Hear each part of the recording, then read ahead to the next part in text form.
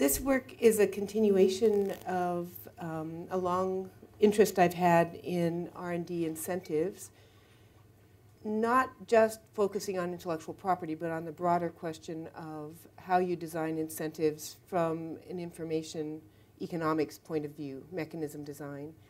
And that's because I believe that a great failing of economics so far in my area of interest, innovation, is that we haven't really joined the modern world, the information revolution. We haven't learned to think about innovation through the lens of mechanism design, or how you sensibly use information, or how you elicit information, or even who has the information about innovation and what the potentials are in the economy. And where in particular I find the economics literature troubling, and thank you for picking up on this earlier, is the way we understand macroeconomic growth, which is deeply about innovation these days, is by thinking about it in terms of, for the most part, thinking of it in terms of investment opportunities are equally available to everybody. Everybody knows what the investment opportunities are for growth. We have production functions for knowledge, that is, pour money into a production function and what you get out at the other end is knowledge.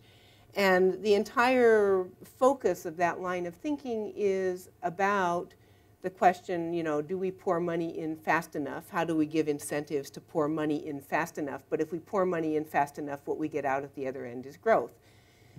The thing that's difficult about that model when faced with the policy challenges of today is that it's not a model which distinguishes very well why would you see some countries or regions being centers of growth and not others.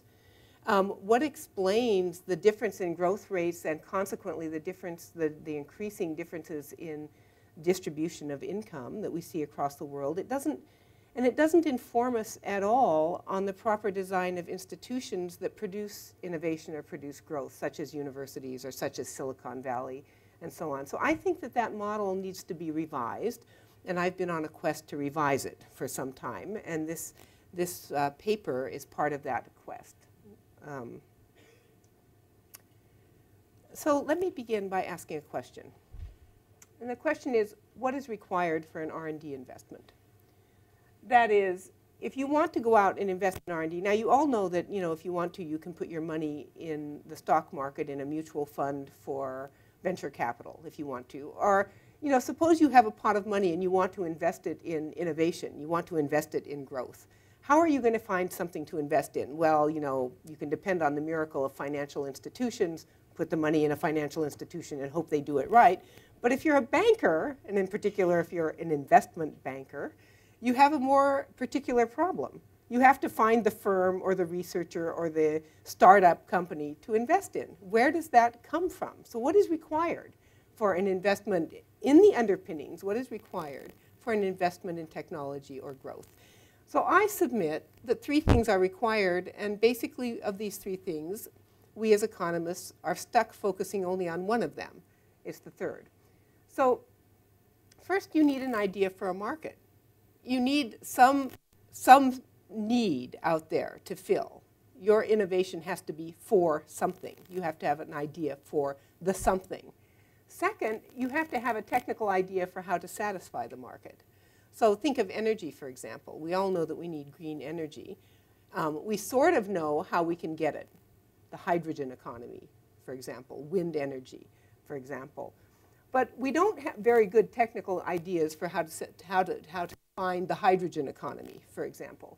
And of course, the third thing we need here is resources, and that's the thing that we focus on in the branch of economics that studies growth. The whole story is about resources because the investment opportunities are assumed already to be there. Nobody is searching for investment opportunities. People are just marshaling money to invest.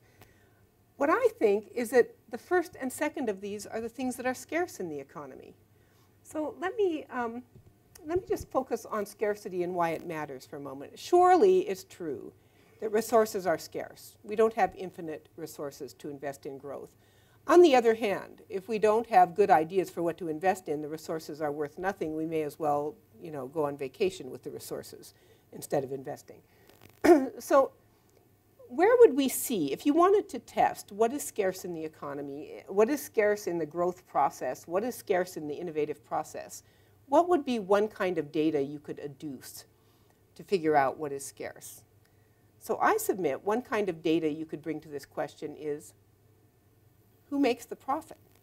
After all, scarcity is rewarded. The things that are scarce are rewarded.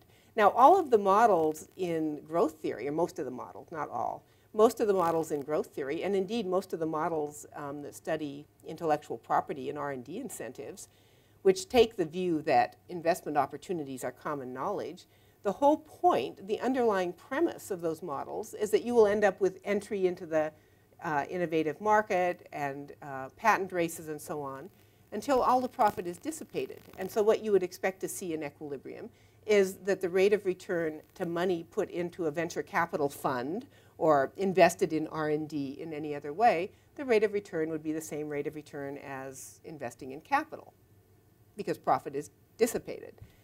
That is not what we see. There's a growing number of papers now it's very hard to measure, but trying to investigate what is the rate of return to R&D. And people often, and it turns out to be higher, actually not a lot higher in most studies, but higher than the rate of return to capital. Now, what does one make of that? What does one infer from that? One thing you could infer is, gee, we're wasting our money. We should take the money that we're investing in capital and take it over here invested in R&D instead. That would be the first order thing you might infer from it. We're not making rational choices. And actually, I think that's wrong. And the reason I think it's wrong is that investing more money in R&D, that is investing more resources, will get you nothing unless you also have, you've also alleviated these scarcities of ideas, investment opportunities, things to invest in. So let me ask this question in a slightly different way. Why did Larry Page and Sergey Brin get rich? These are the founders of Google. Did they get rich because they were willing to invest a lot of resources in server farms to create a search engine? You know, that's what the investment is, basically. The physical investment is in server farms, building servers, computers. That's not why they got rich. The reason they got rich is that they thought of it. So what does that tell you? It tells you the thing that's scarce is ideas. The thing that's scarce is either ideas about markets to fill, they thought of it and nobody else did, or what's probably more likely some combination of these things, they thought of a way to do it in a way that was reasonably effective. You could get fast search, and you could build a market. Okay, where does this go? So my point of view in this work, and the point of view in this work, but the point of view in the whole research agenda, is that underlying an investment process, there has to be something that's generating ideas for things to invest in. It changes the perspective. The way in which it changes the perspective is that it causes, it channels a focus onto the institutions that create fertility in ideas. What do institutions like universities do for us? They're cauldrons to create conversations in which we had ideas we didn't have before, and indeed would not have if we were sitting in a room alone. Okay. There are many avenues that this change in perspective could take, and of those many avenues, this paper is only one, I regret to say. Okay. So the fundamental thing here in this model is it's the scarcity of ideas that retards progress, just as it is the scarcity of resources. And in this paper, what we're asking is, what are the implications for that change in perspective on how to structure the rewards to R&D?